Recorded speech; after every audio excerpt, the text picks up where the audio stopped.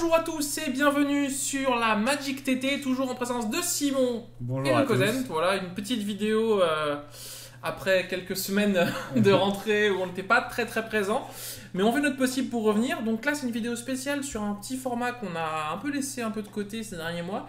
Et sur lequel on revient pour un événement qui est la Coupe de France Peasant. Voilà, donc on avait envie de vous faire un petit retour dessus.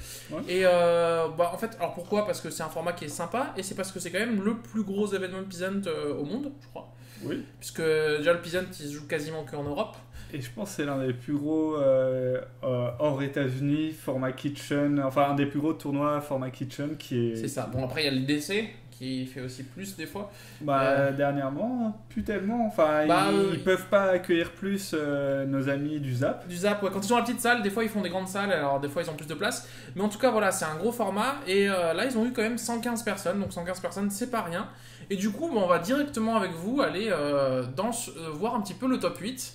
Voilà, donc pour ceux qui connaissent pas ce site, le site c'est MTG Peasant. Voilà, donc c'est là où vous avez quasiment tous les decks, tous les tournois qui sont rentrés, que ce soit les tournois sur Cocatrice ou les tournois IRL. Voilà. Vous avez un petit forum, vous avez même une petite aide qui est un petit truc qui vous permet de valider le deck. Ouais, donc en gros, si vous mettez votre deck là, il vous dit tout de suite si c'est un deck qui est valide ou pas en Peasant. Et pour terminer, il y a aussi le metagame et comme dit, les règles du Peasant. Donc voilà, c'est un site qu'on ne peut que vous recommander. Voilà, donc là on voit les cartes. Notamment avec la banlist. Voilà, donc là on voit des cartes totalement fer dedans. Et du coup, reprenons donc ce tournoi. Alors ce tournoi, nous on y avait envoyé 2 membres de la Magic TT. Voilà, c'est ça. Donc on y avait envoyé Toothmade, donc alias Alexis Rebel et Olivier Zwick. Et Olivier Zwick, alias Lakers, qui ont du coup fait des résultats assez intéressants, mais on vous en parlera après. Là, on va d'abord regarder ce top 8. Donc, on a dans ce top 8, du dernier jusqu'au premier, en 8ème, on a Ubetopter, Ferries, Burn, Monogreen Agro, UG Ghostly, ou Cloud of Witness, Ferries, Infect et Black Ponza. Donc, la première chose qu'on voit, c'est que c'est quand même un top 8 qui est assez diversifié. Oui. Et ça, c'est quand même cool, parce qu'on avait déjà vu des top 8 de Modern ou de Leg, ou même de T2.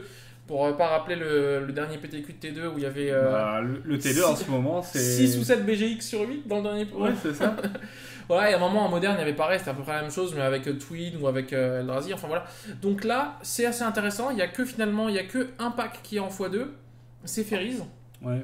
Et mais après, et encore, je sais même pas si c'est les deux mêmes versions de Ferries, parce qu'il y a une version de Ferries qui est plus contrôle et une qui est plus aggro. Non, à mon avis, c'est les deux avec vent favorable. C'est les deux avec vent favorable et pas avec la combo lock. Avec la combo lock, c'est plus mou, et dans des gros tournois comme ça, c'est moins consistant sur la durée. C'est ça.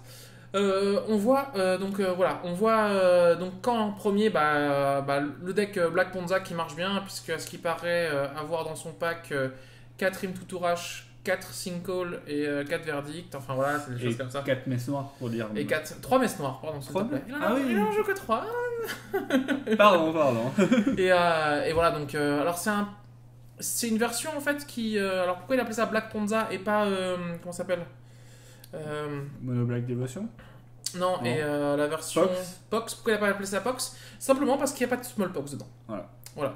Donc en fait, il s'est rendu compte que Smallpox c'est bien sympa, mais le problème c'est que en fait, si t'alignes pas les étoiles, tu perds, parce que du coup, si ton Smallpox il arrive en retard, ou des fois t'es short en mana, il te fait perdre aussi un mana et une carte à toi, du coup, franchement, t'arrives pas à le mettre en situation pour qu'il soit avantageux pour toi, du coup, c'est trop dépendant. Donc du coup, en fait, il a fait une sorte de mix entre Mono Noir Dévotion et Pox. Voilà. Et du coup, c'est pour ça qu'il appelle ça Black Ponza.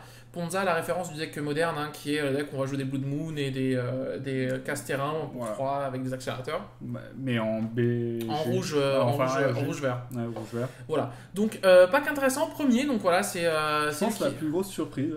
Ouais, en fait, surtout, c'est un deck qui est un peu homebrew. Et en fait, c'est ça qui fait aussi un peu plaisir. C'est que du coup, on a en premier un pack.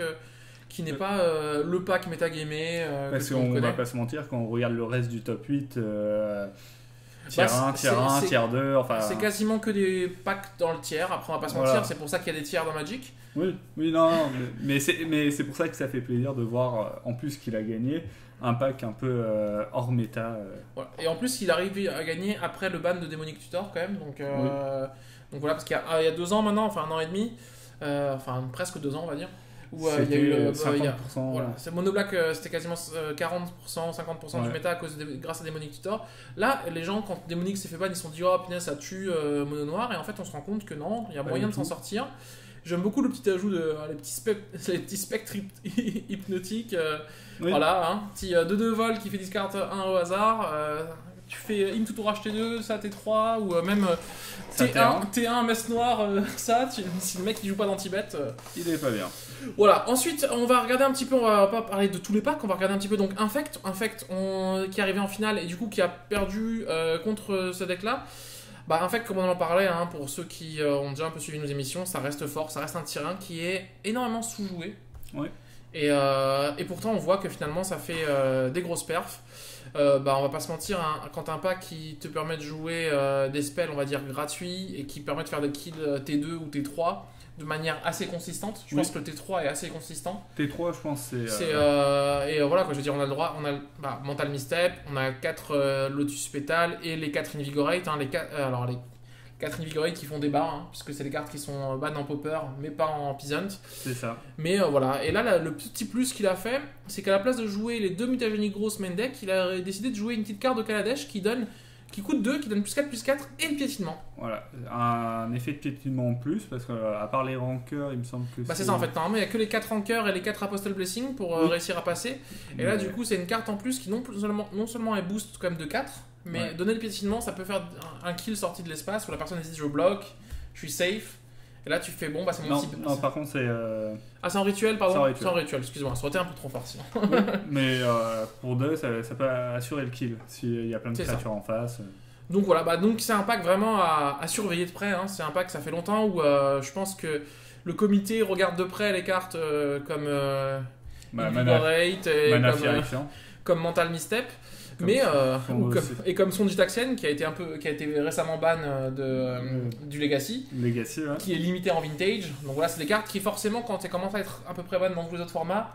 Alors ça veut pas automatiquement dire, attention, hein, ça veut pas automatiquement dire que ça mérite d'être ban parce que chaque format apporte son propre méta et ses propres. Mais ça veut dire que tiens, on va faire attention à cette carte. On va voir si tiens dans notre format à nous, est-ce que c'est. On parlait du Mana Phyrexian, on voit bien que Mono Vert joue 3 couleurs 4 couleurs 4 couleurs et donc 15 cartes non vertes ou non incolores. C'est ça.